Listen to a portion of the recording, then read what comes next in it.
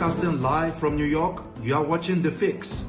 It's about people, problems, and perspectives. I am Ohimai Amaize, your anchor on the show. Let's begin.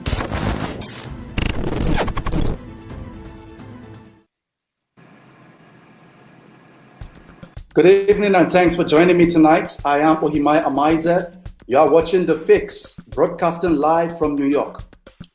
We begin the show tonight by providing some context to our viewers who are watching in Nigeria and from around the world. On December 1st, 1983, Major General Muhammadu Buhari led a military coup against a democratically elected government in Nigeria. It was Nigeria's second republic, and Shehu Shagari had just been re-elected as president. In the wake of the social-political crisis that followed, Buhari struck. Just like many Nigerians hailed his second coming as a civilian president in 2015, Nigerians had also initially welcomed Buhari's military coup in 1983. When he took over power in 1983, he promised restoration of security and an end to corruption. Within a very short time, the expectations of Nigerians were cut short. His government's popularity faded very quickly in the face of his authoritarian approach to governance. On March 29, 1984, Buhari's military government drafted a new law designed to punish people who allegedly made false statements and reports that exposed administration and its officials to ridicule and contempt. It was called the Public Officers Protection Against False Accusation Decree Number 4, 1984. The law also conferred on the head of state, Major General Buhari himself, the power to ban a newspaper and to revoke the license of a wireless telegraph station in any part of the federation, if such action was construed to be in the interest of the nation. Several journalists were jailed with Buhari's Decree 4. Ray Egbu, then chairman of the editorial board of Concord News. This is the first time in Nigeria's independent history that a concerted attempt has been made to restrain the freedom of the press. They are demanding press sycophancy at gunpoint. No other regime, military or civilian, has ever done that here, unquote. More than 3 decades later, Buhari is back in power as a civilian president after he was repackaged to Nigerians as a converted Democrat. And nothing seems to have changed. The crackdown on the media and freedom of expression, which happened under his military regime, is happening right now under his civilian regime. On October 20, Nigerian soldiers fired live bullets at peaceful protesters demanding an end to police brutality under the EndSARS campaign in Lagos, Nigeria's commercial capital, of course. At least 12 persons were killed according to Amnesty International. Nigerian authorities have denied that the army used live rounds, but an investigative report by CNN on Wednesday has shown clearly that live bullets were fired by Nigerian soldiers directly on protesters and that there were fatalities. Nigeria's Minister for Information and Culture, Lai Mohammed, on Thursday dismissed the CNN investigation as fake news and misinformation and then called for sanctions against CNN. Nigerian activist Deji Adeyanju is one of the prominent faces of the EndSARS protests in Nigeria. Tonight, he joins me on The Fix to discuss this issue and other recent developments in Nigeria. Thanks for joining me tonight, Deji. Thank you so much, Umar, for having me on the show tonight. Great. We'll begin by watching portions of the CNN investigation that the Nigerian government is unhappy about. We'll take a look very quickly at that video, and then I'll come back to you, Deji. Great. Nigerian authorities say they fired blanks into the air and not at protesters. But CNN obtained video that appears to show the army shooting toward the crowd. here, and at the top of your screen, here. In the midst of the chaotic scenes is DJ Switch, a Nigerian celebrity and activist. She is broadcasting live on Instagram. I wanted people to see what was happening. I didn't want anybody to come and twist the story. Witnesses tell CNN ambulances were stopped from entering by Nigerian authorities. You can see here people at the scene trying to conduct CPR. Please explain to me how, in which part of the world do you go to a protest with live bullets? Everybody look at this. These are the bullets that were falling.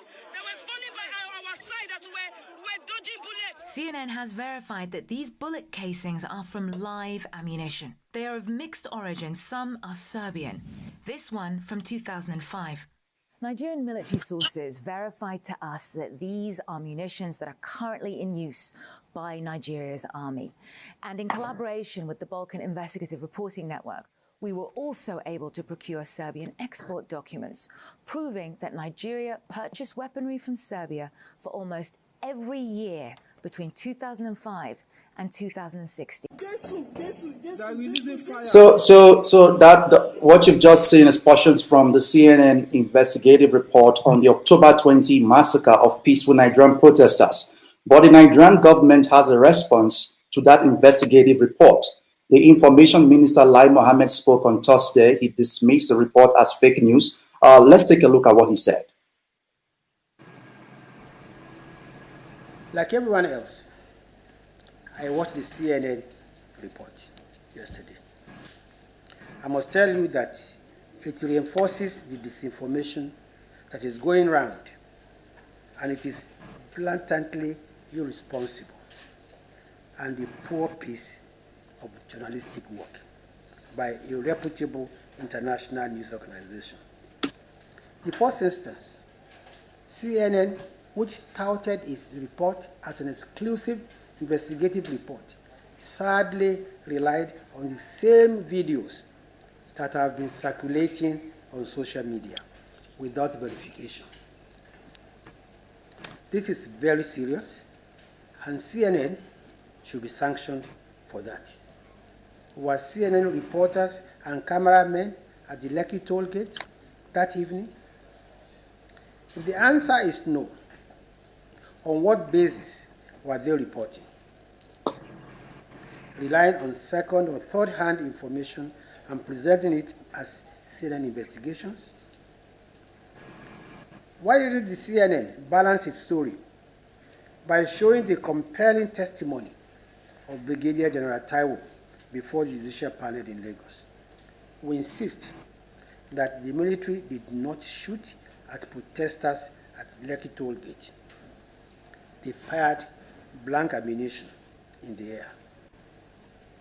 Okay, DG, we've just seen Nigeria's Information Minister denying openly that the Nigerian army fired blank rounds into the air.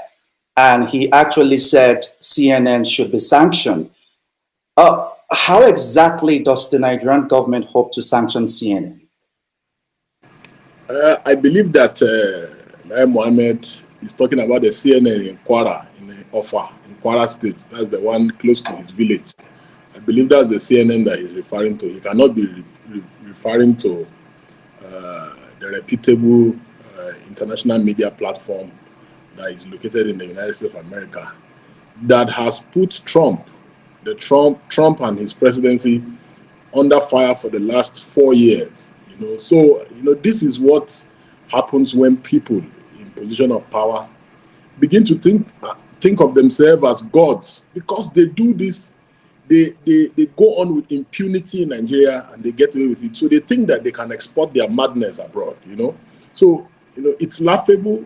And you can clearly see that these are charlatans charlatans and vagabonds who have found their way into power. And Lai Mohammed is not fit to be a minister even in an animal kingdom. However, you can see the situation in our country where anything goes. I'm not surprised, to say the least, about anything that is currently going on in the country. Buhari cannot change. Expecting Buhari to change is like asking the devil to give you salvation. We said these things in 2015, and we're mocked at today. Nigerians are crying. Security operatives are being abducted by kidnappers on the road. From Katsina, the president's home state, to Niger today again. So it's important to note, especially for people like you and the international media who are out there, that Lai Mohammed is a laughingstock in Nigeria. So they should not be bothered about him. Nobody believes him. Nobody takes him serious. He's one of the jesters we have in this country. So they should pay him no attention. So that's my response to him. Yeah, but this denial, this blatant denial in the face of evidence that the Nigerian government is pushing, that no live rounds were fired into the air. What does this mean for accountability? Does this suggest that nobody is going to be held accountable for what happened in Lagos?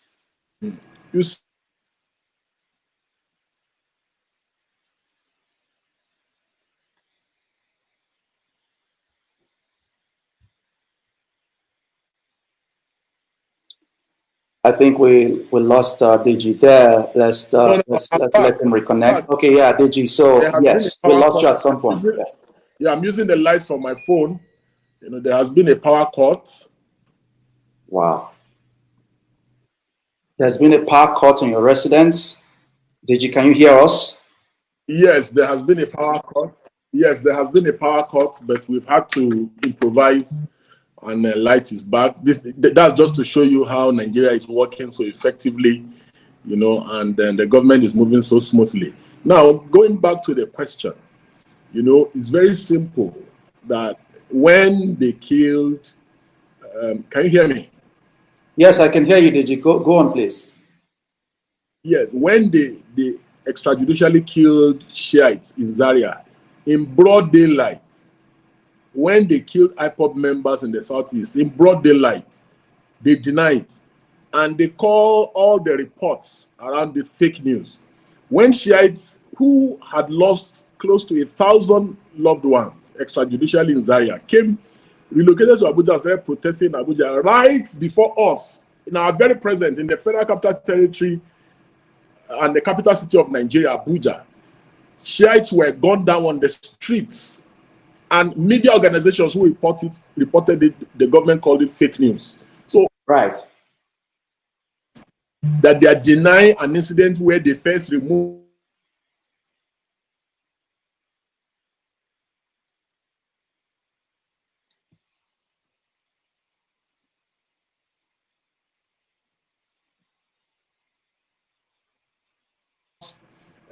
this is the regular trademark of this government. I hope you can hear me. I can hear you, though you're breaking off, but just please go ahead. Yeah, so nobody should be surprised by the lies, and denials of this government. This is their regular trademark. In fact, I would have been so surprised if the government had not acted in the way that they are currently acting. And Lai Mohammed, Femi Adesina, Garba Shehu, these are jesters. These are clowns who, and they are what do you call this girl? Their partner in trade, Loretta Onoche. These are people who should form the basic cabinet in an animal farm, so that they can be deliberating on how to administer animals in the farm. However, we have found an ugly situation in our country, where these clowns, this assemblage of clowns, they are the ones who are denting the image of our country on a daily basis. So I'm not surprised, to say the least, in any way. I'm not surprised in any way, to say the least. Yeah, so, but this is what you can expect. This is what we should expect from people like the ones I've just mentioned. But what does this mean for this process, this fact-finding process about what happened in Lekki? Does this mean nobody's going to be held accountable? You see, the court of public opinion has found the Nigerian government guilty as charged. The court of public opinion has found that the Nigerian government committed crimes against humanity. It does not matter the number of denials by the government, whether they like it or not, whether now or later, these guys must be held accountable for their actions. And that's why many of us, we are not bothered by the blabbings of Buratai. He was trying to sound confident that he's not afraid of the ICC, he's not afraid of visa ban. Actions must have consequences.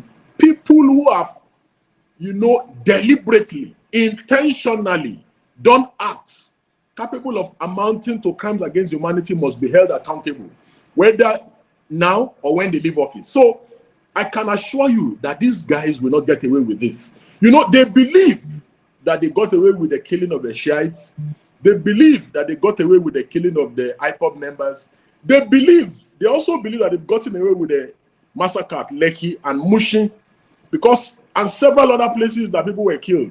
However, they have not gotten away with it. And it is important that with the investigative report done by CNN and several other organizations, Amnesty International did something, we ourselves, we've written several letters, so we believe that we'll be able to put these things together.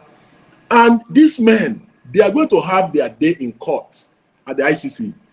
The owners will then shift to them that, we did not, at least they must be called to come and explain. Oh, no, it was not live ammunition that was used. No, it was rubber.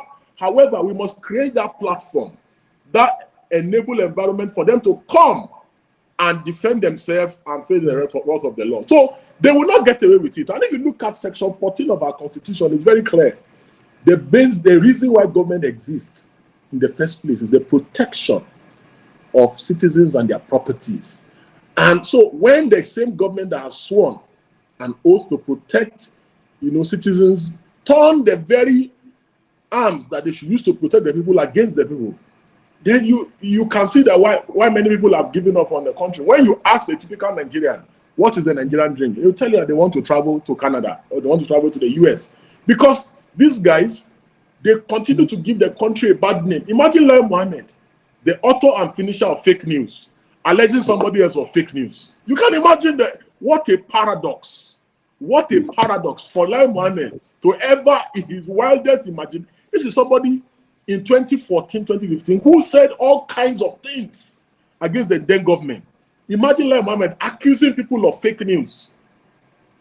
Deji, let's come to the issue of the lawsuit by a Nigerian lawyer, Kenechukwu Okeke, who is dragging you and 49 other Nigerians to court for participating or showing support for the EndSARS protest. How are you reacting to this? It's laughable. You cannot be engaging errand boys. I will not engage him because, in fact, I am looking for important issues to face. So there's no way I can be engaging somebody that was sent on an errand. So it's just somebody that doesn't know what he's doing.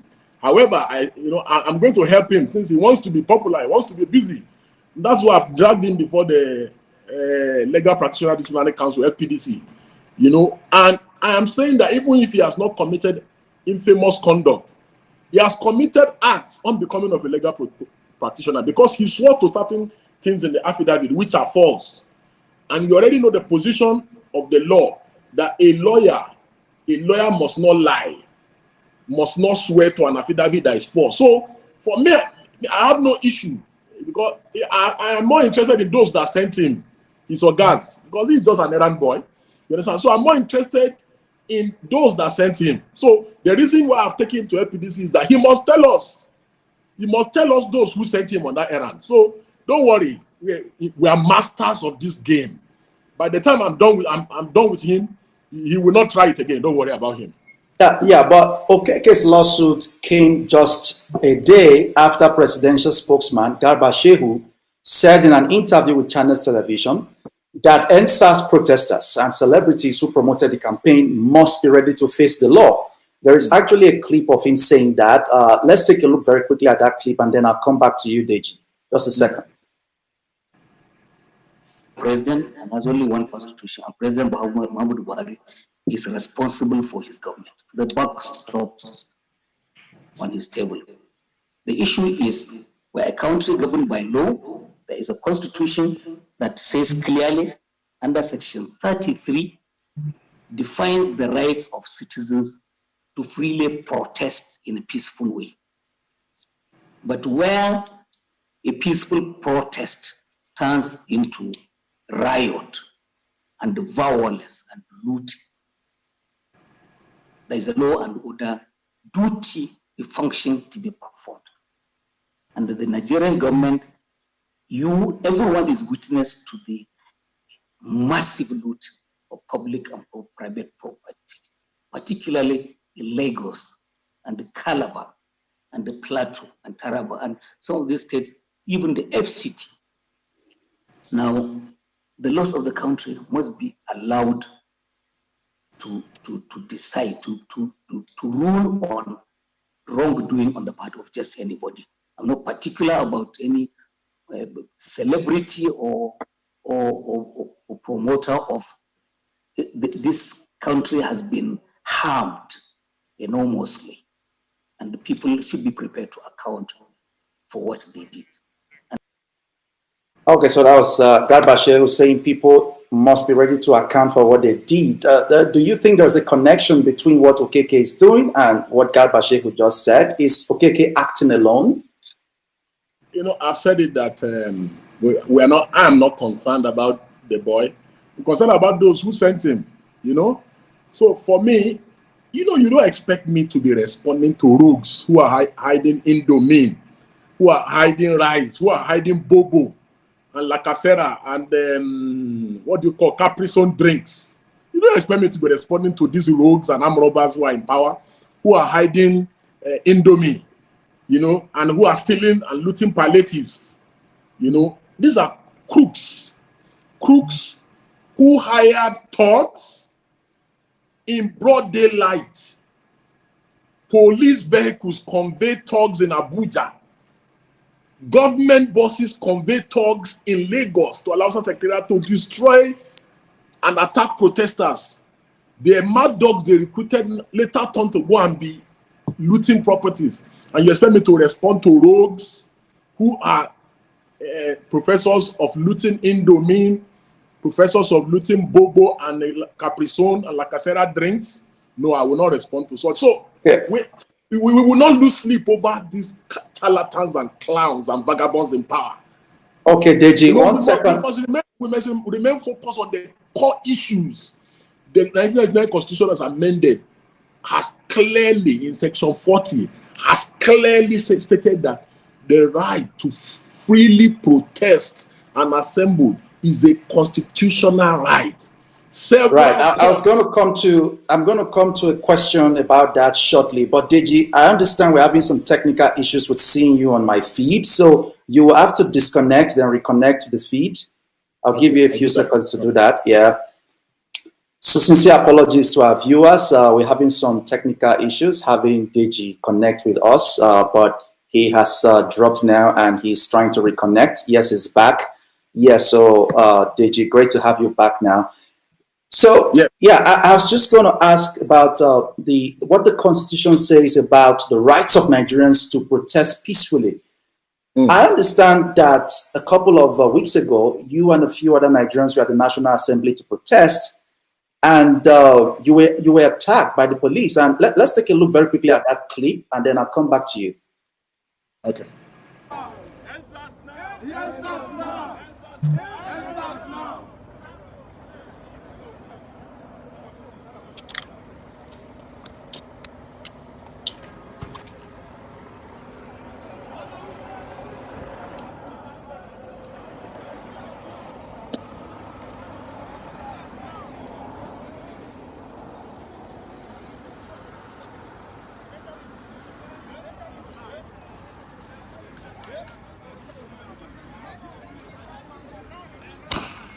Jeez.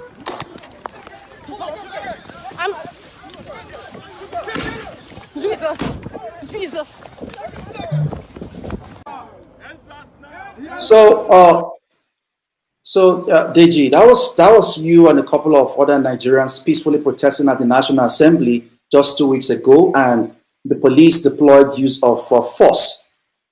on you. So how can the average Nigerian enforce their rights now under the Constitution to protest when this is happening? Yes, you see, even under a military regime,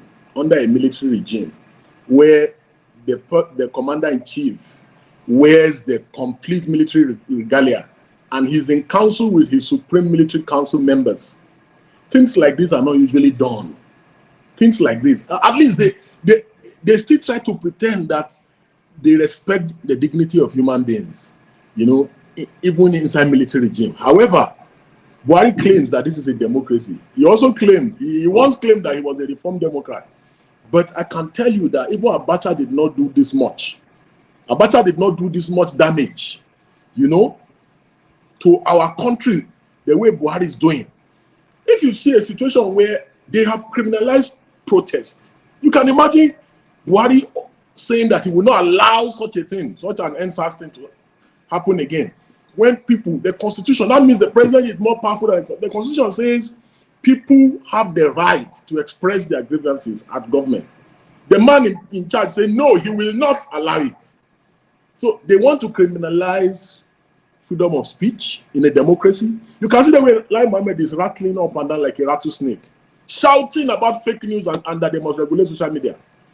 Now they want to criminalize freedom to freely assemble in a so-called democracy. And this is a government that negotiates with terrorists and bandits. You can see that bandits abducted 12 very senior police officers in Katsina, in the state of the president, Katsina. Right. And bandits have also abducted another 7 and killed 1 police officer in Niger State. That's making 19. But you will be shocked that they will be begging the bandits. They will be pleading with them. They will give them red carpets. But when it comes to peaceful protesters, they do not use only water cannons or tear gas. They open live rounds against, just like we saw in that video clip. We just went to write NSAS at the National Assembly. We had gone before to the villa to do the same. And these guys just blatantly, after they received the call, because they were there with us for a very long time, then they received a call to use live rounds and they just started shooting. So you can see that there's a deliberate effort by this government, you know, to do everything against the Nigerian people. And this is why we call them, there are people who are in this government, they are anti-democratic forces. So there's no need for us to be sugarcoating it. These are not Democrats. These are tyrants who are in power. So imagine, these are people who protested against PDP. These are people who use social media against PDP and Jonathan. Imagine these same fellows are the ones today who are saying that freedom of assembly is a crime, freedom of speech is a crime, freedom after speech is a crime. These same fellows who were vicious, same Lai Mohammed who opposed delisting Boko Haram as a terrorist group, who said all kinds of things, who called Jonathan a kindergarten president, who said Jonathan, this guy said Jonathan, all these guys said Jonathan was a drunkard. There's nothing they didn't say against Jonathan or PDP. So you can imagine the same people today are now the ones who are subverting democratic tenets and doctrines of separation of powers. They've completely annexed the 3 arms of government. Look at these are the same guys that removed a whole chief justice of Nigeria with an ex parte order. So how then do you expect anything tangible to come out of this government? So I was just going to ask you also about the ongoing process, what is going on now, the conversation, because last month during the NSAS protest, the presidential panel on police reforms met and they okayed 5 demands made by protesters. The first on the list of those demands was the immediate release of all arrested protesters. As we speak, people who participated in that protest are still being arrested and detained. Just Iromosele Abene was just released 2 days ago. Considering all of these, should Nigerians have any confidence or trust that the Nigerian government is serious about meeting the demands of protesters? Is the Nigerian government serious really about police reforms? You see, like I said, at the peak of the NSAS campaign, that anybody engaging this government is wasting his time, That's why I condemn those who went to go and be talking to Emefiele, Dangote, and the rest. You know, very laughable. You cannot engage the government like this. It's like asking the devil for salvation. You know, it will never happen. It will never, ever, ever happen. You know, this is a government that at the peak of the NSAS campaign, they were telling people to leave the streets. But at the same time, they were shooting at people on the streets. You know, they were attacking people on the street. They were releasing thugs to people on the street. So you can see that the actions do not match the words. Right. Again, people are still being arrested, like you rightly said. So how then can you trust the government? So that's when I see the panel. They said they set up a panel at the National Human Rights Commission. Toothless bulldog. What can those ones do? They are not in any position to do anything. When the head is bad, there's nothing any component of the body can do. You know, these are just all sugarcoating theories that the president of the country, his body language supports impunity, tyranny. You know, when the Shiites were killed in Zaria, look at what he said. He went on national television to justify, and he joked about it. You know, so a government that is blocking NSAS protesters' accounts are the people you want to go to a commission of inquiry to go and be engaging. So you can see that. Yeah, let's talk about the accounts. I'm happy you mentioned it.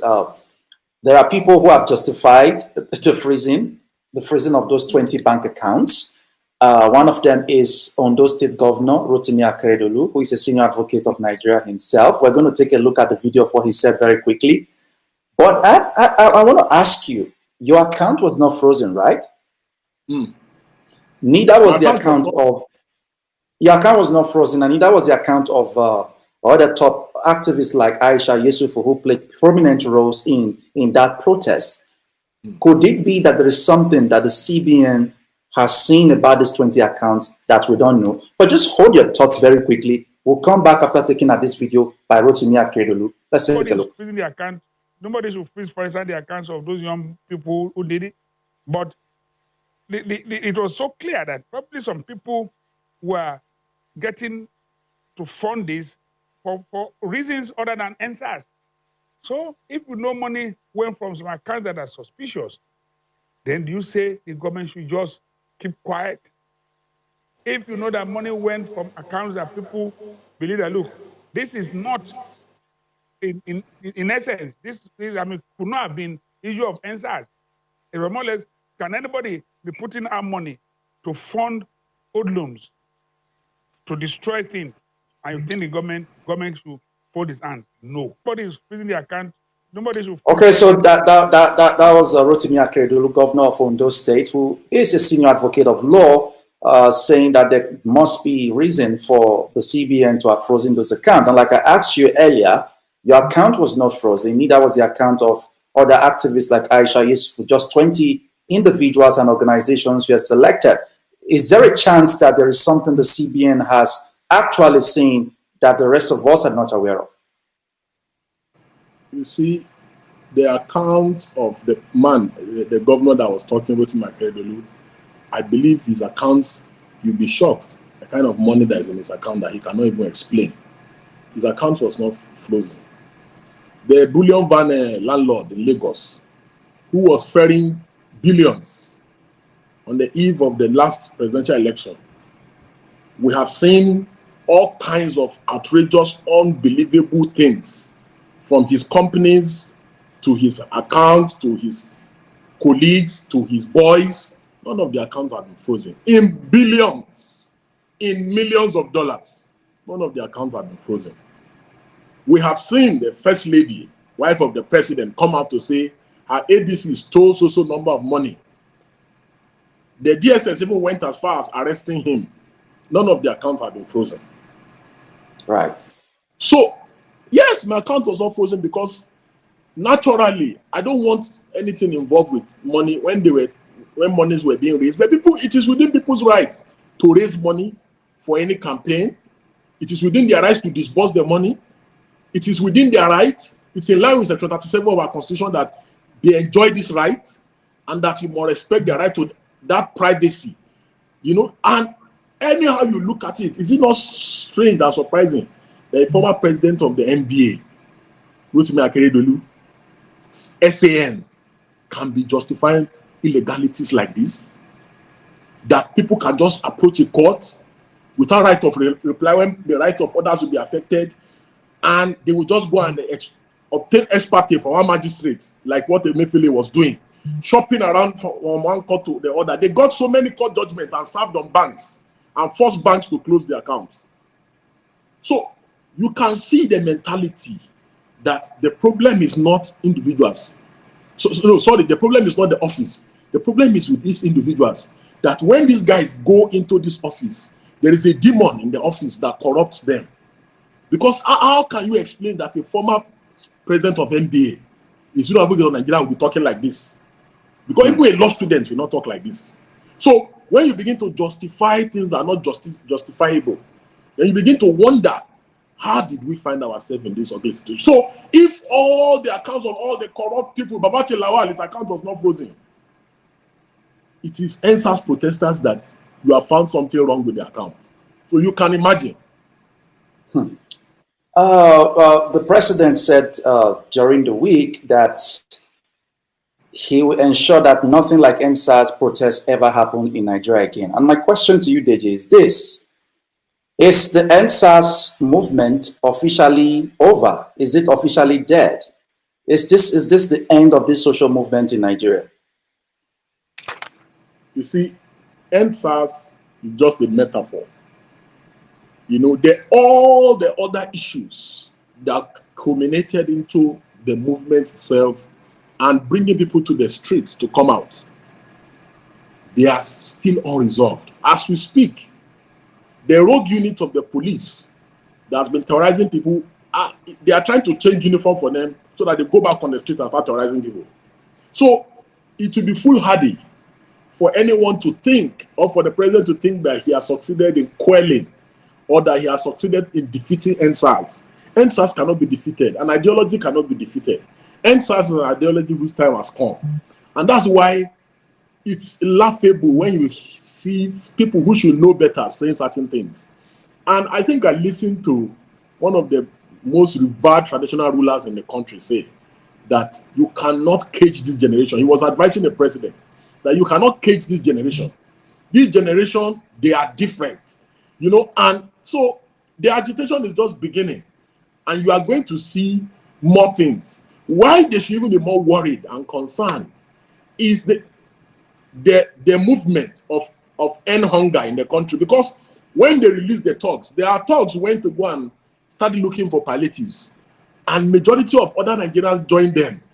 So when people saw that these guys were hiding Indomie, and they were also hiding rice, bobo drink, La Casera, Capri-Sun, soap, and all these things, you can imagine these politicians, they steal so much. Many of them have millions in dollars hidden in their home, but they still have to hide Indomie. They still have to hide La Casera. They still have to hide bag of rice. What is bag of rice, for God's sake? So the protest that is coming is bigger than what they can imagine, because the people are hungry. The people are hungry.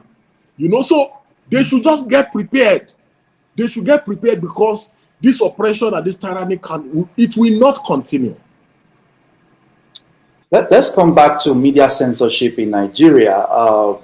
Like I tweeted yesterday, if the Nigerian government can even entertain the thought of sanctioning an international media platform like the CNN for broadcasting the truth, you can then imagine what local broadcasters are going through. You appear regularly on television, local television in Nigeria, to talk about social issues and political issues. How is this wave of censorship this pressure of censorship that the Nigerian broadcast media are currently going through, how has this affected your activities as an activist in Nigeria? You know, basically, I just want to draw your attention to a very fundamental section in our Constitution, you know, which is Section 22. It's about the constitutional responsibility that our Constitution has placed on the mass media. And that constitutional provision says that the media, whether it be radio, whether it be television, whether it be social media, or other mediums that you use for mass media, that they have a constitutional obligation to uphold the directive principle in this chapter, in that chapter of the Constitution, and that they remain accountable to the Nigerian people, and that they must hold government accountable at all times. So the Constitution already placed an obligation on the mass media. Now the Constitution goes further in section 38, in section 39, to talk about why the media must enjoy freedom, and saying that the freedom of expression and freedom of the press must be guaranteed.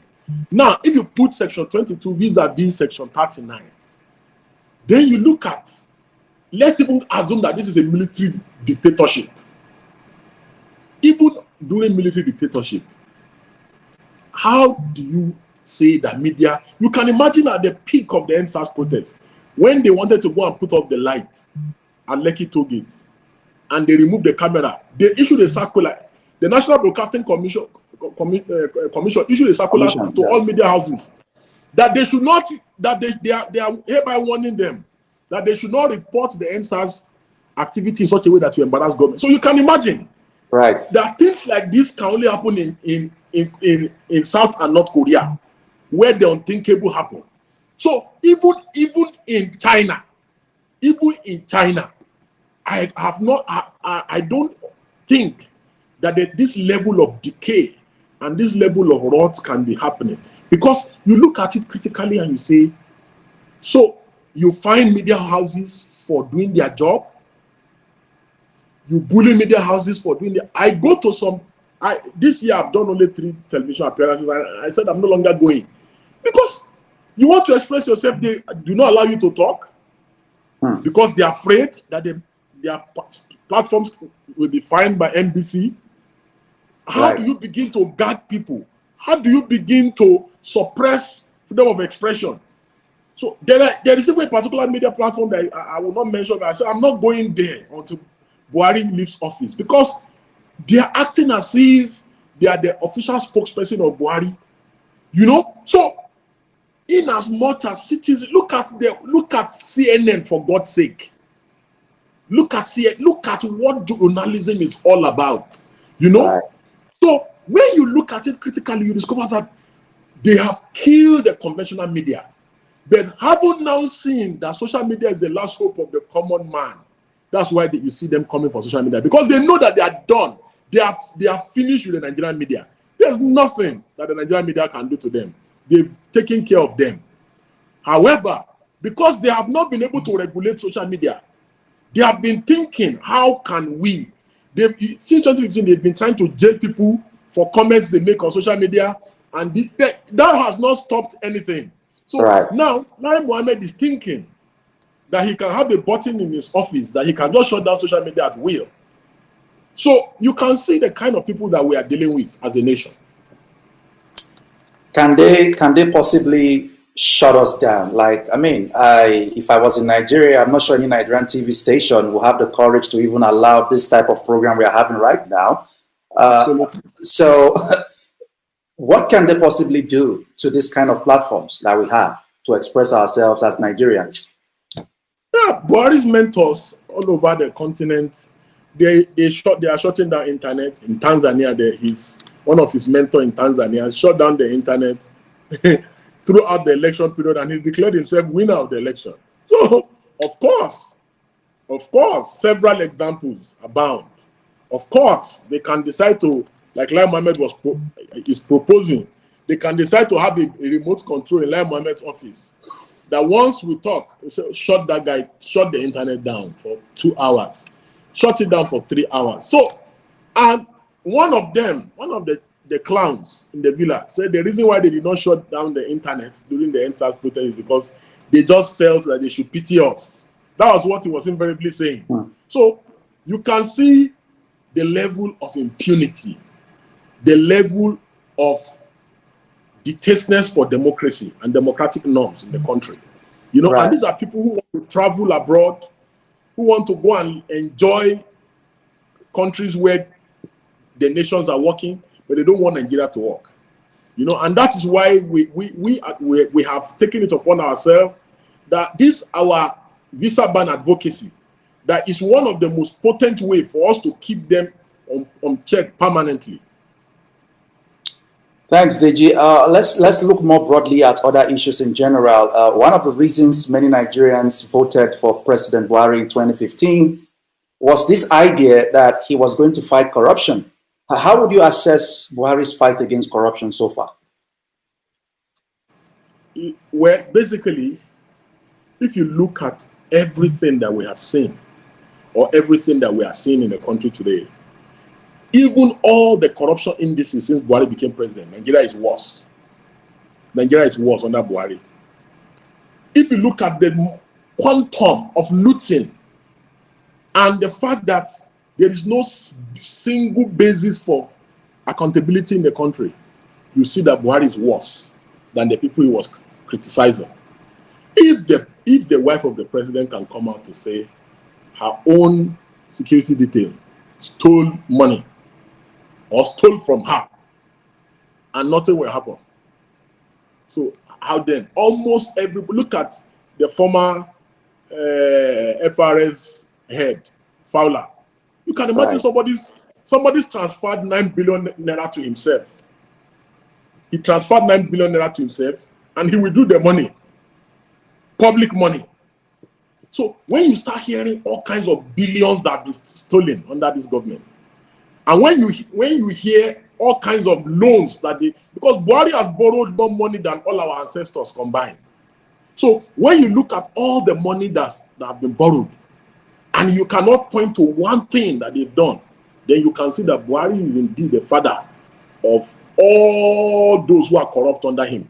Because there is no way you can absolve him of blame from all this corruption. He's the head of the corrupt government.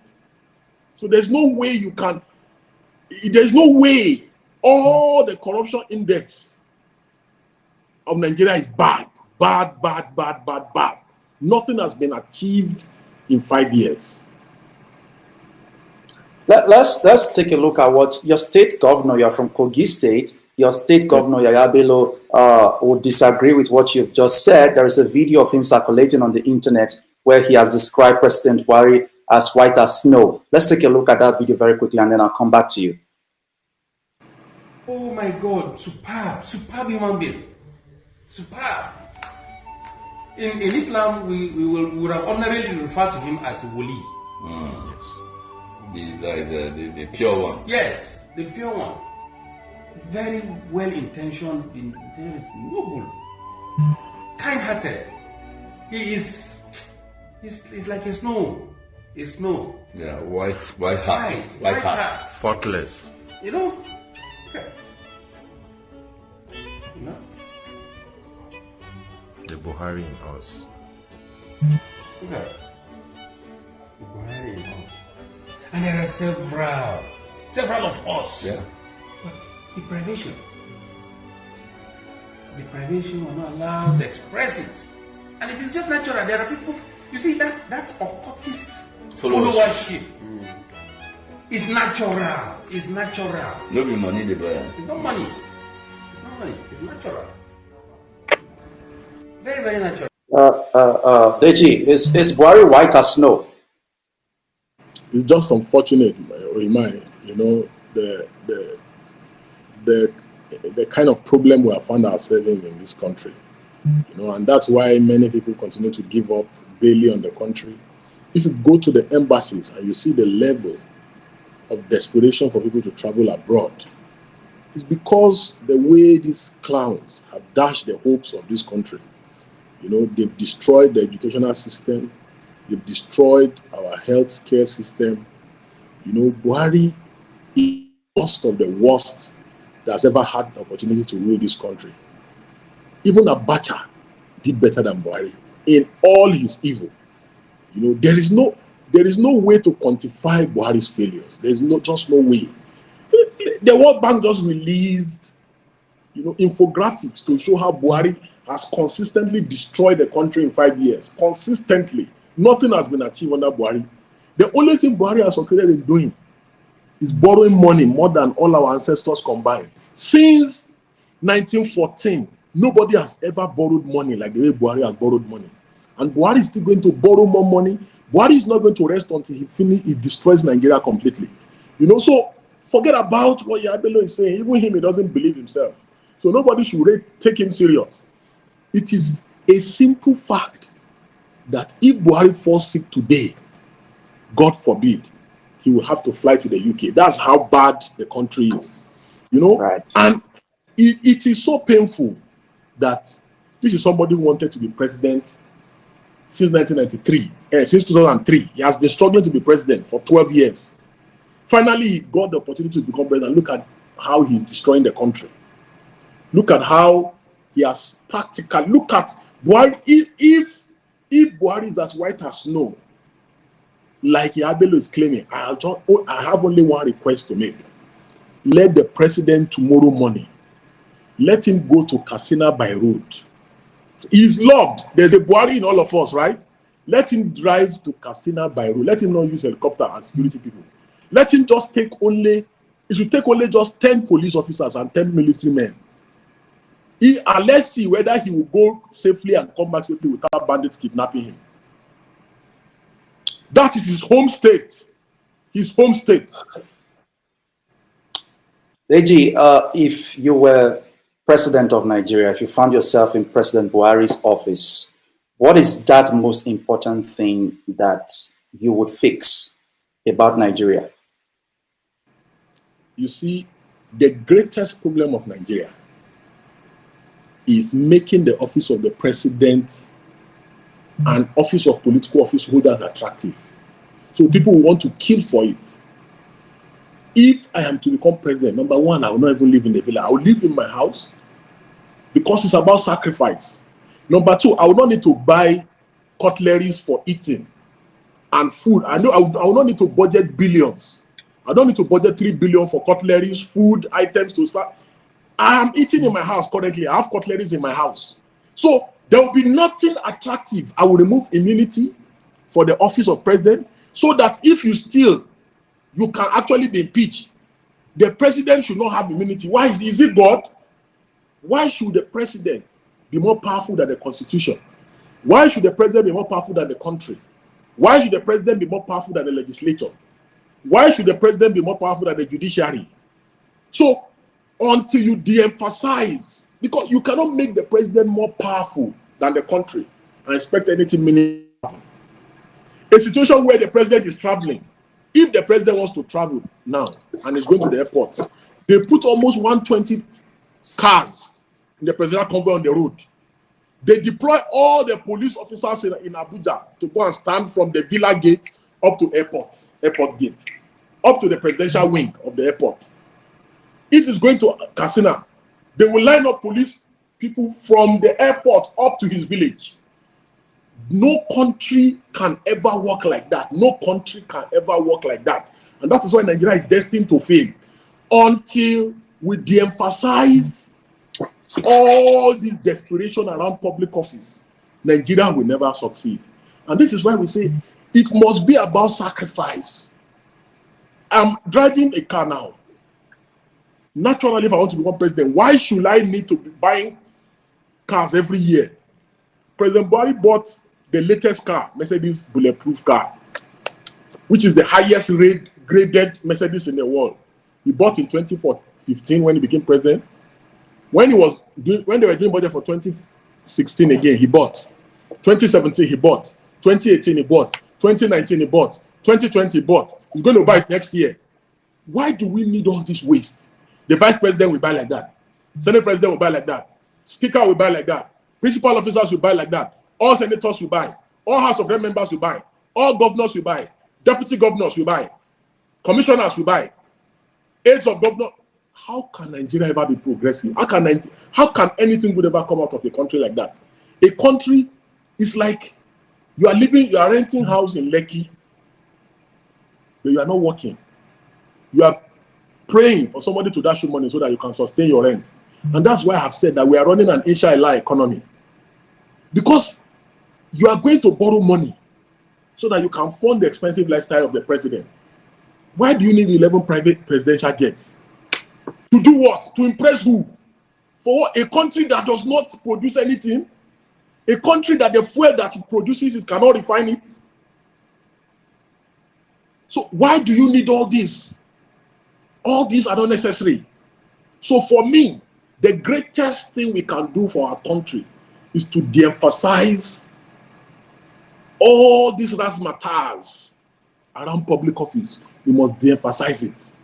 You know, we must make the offices less attractive so that stealing can reduce. If stealing, look at the ministries, one minister, you go to the ministry, you see all kinds of aides. The permanent secretary, same thing.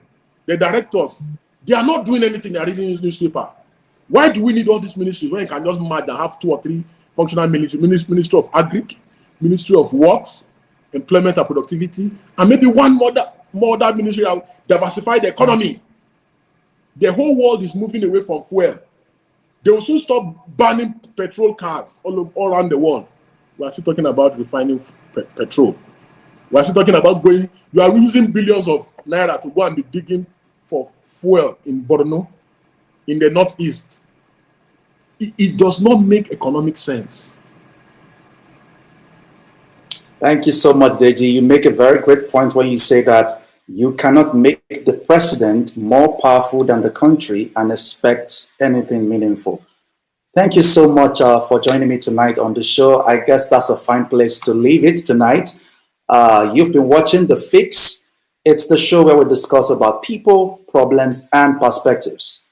I'm your host, Ohimaya Maize, and my guest tonight has been activist Deji Adeyanju. Thanks again for joining us tonight. Please join me. Thank you. Please join me same time next week, 7 p.m. GMT +1 on The Fix. I am Ohimaya Maize. Do have a great weekend. Bye-bye.